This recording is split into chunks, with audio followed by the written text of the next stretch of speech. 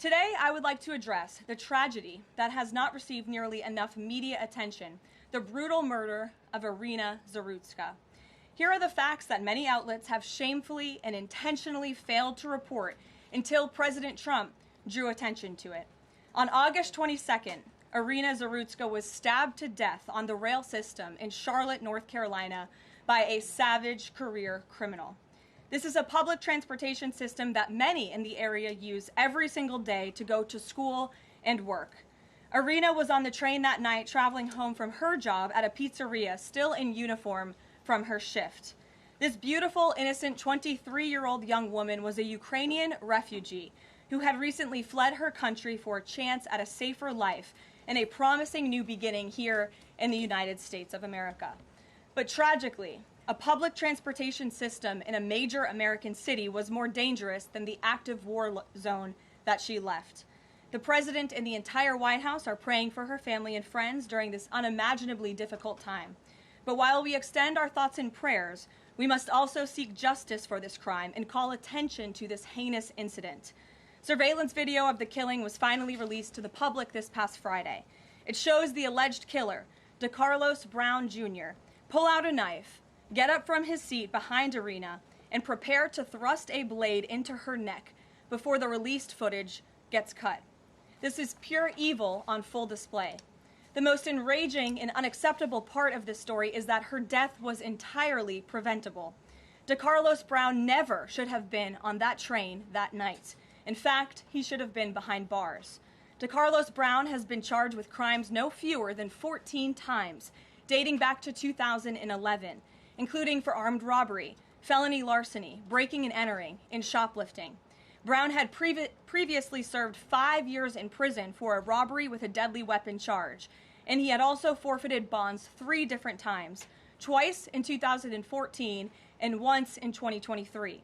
Despite all of this past documented criminal history, when Brown was arrested yet again in January of this past year, a Democrat judge, I will add was a strong supporter of former Vice President Kamala Harris, released this insane criminal once again without requiring him to pay any bail.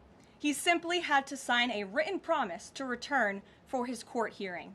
Think about how crazy it is to ask a career criminal, someone who by definition repeatedly breaks the law, to just sign a written promise and come back again another day. This is madness. This monster should have been locked up, and Iryna should still be alive.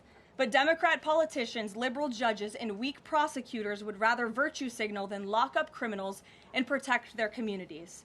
And perhaps most shamefully of all, the majority of the media, many outlets in this room, decided that her murder was not worth reporting on originally because it does not fit a preferred narrative. Many of the journalists in this room spilled plenty of ink trying to smear Daniel Penny for defending a subway car from a deranged lunatic in New York City, but none of those same reporters lift a finger to write stories about an actual murderer. Here's the truth that every American must know. Too many innocent people across the country continue to pay the price of the failed experiment known as cashless bail that has been championed by the Democrat Party for years. All the way back in 2020, North Carolina's then Democrat Governor Roy Cooper established a so-called task force for racial equity and criminal justice. Sounds nice, but it's not. That task force was co-authored by then Attorney General and current Democrat Governor Josh Stein. It recommended, quote, reimagining public safety to, quote, promote diversion and other alternatives to arrest.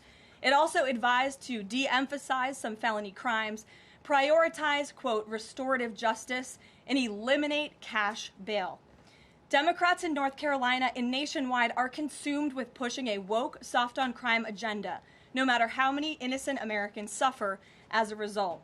Instead of aggressively prosecuting and locking up violent criminals, the Democrat-backed cashless bail approach lets these criminals roam free in our country to offend again and again.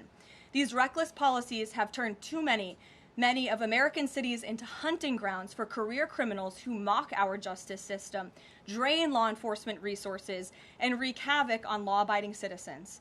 Enough is enough, and that is why President Trump is doing everything in his power by taking action to undo these absurd policies. The president recently signed a powerful executive order directing the AG to submit a list of states and local jurisdictions with cashless bail policies so that the Trump administration may identify federal funds that are being provided to these states and can potentially be suspended or terminated.